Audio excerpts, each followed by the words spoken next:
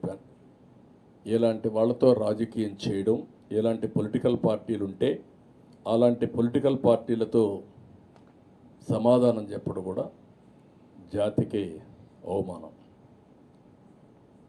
అలాంటి దుర్మార్గమైన కార్యక్రమాలు ఈ రాష్ట్రంలో జరుగుతున్నాయి.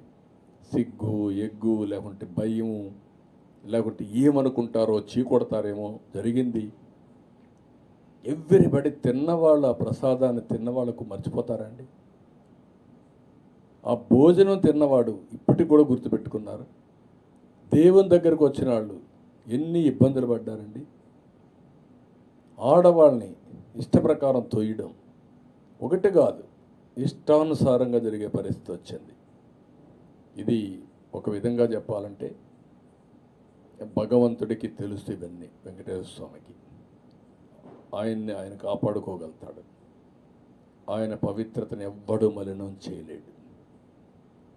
మనం మలినం చేస్తున్నాం అనుకుంటే ఆ మలినం చేయాలనే ప్రయత్నం చేసే ఎవరైనా సరే పనిష్మెంట్ తీసుకోవాల్సిందే. దాంట్లో నాకు ఏం సెకండ్ థాట్స్ లేదు.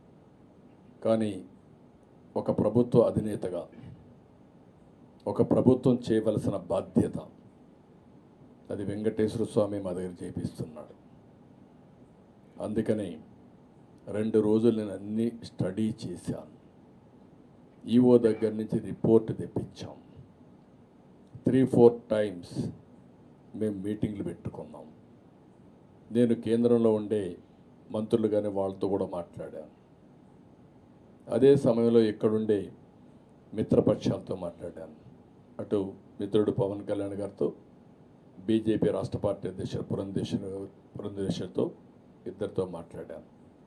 మాట్లాడినాక ఒక కన్క్లూషన్కి వచ్చాం.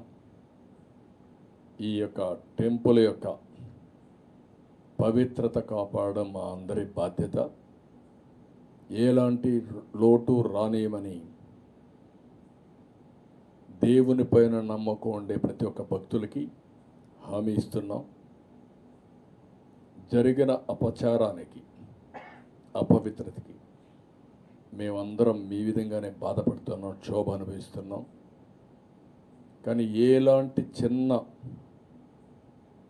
నిర్లక్ష్యం లేకుండా దీన్ని టోటల్గా ప్రక్షాళన చేసి మళ్ళీ పవిత్రతను కాపాడి మళ్ళీ ఆ దేవుడికి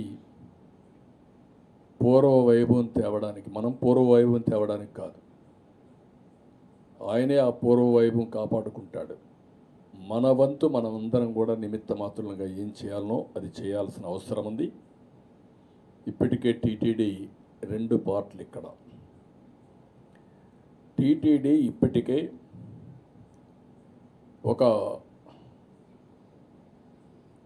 ఆగస్టు 15న అంటే బ్రహ్మోత్సవాలకు మునిపే ఒక పవిత్ర యాగం చేస్తారు.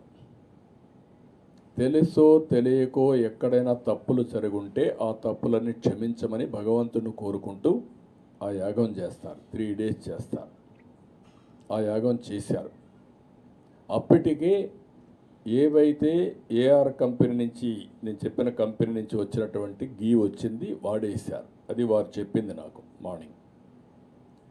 అది వాడిన తర్వాత ఇవి శాంపుల్స్ పంపించారు, కంట్రోల్ చేశారు. కానీ ఇది వచ్చింది కాబట్టి నిన్న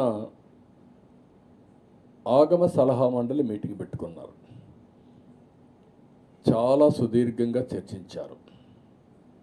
ఆలయ ప్రోక్షణపై ఏం చేస్తే బాగుంటుందో సుదీర్ఘంగా చర్చలు జరిగి వాళ్ళందరూ అనుకున్నది పవిత్ర ఉత్సవాల్లో దోషాలు తొలగిపోయినా ఇప్పుడు శ్రవణం వల్ల అంటే వినడం వల్ల, వెలుగు చూసిన అంశాల వల్ల ఇతర దోషాలు తొలగిపోయే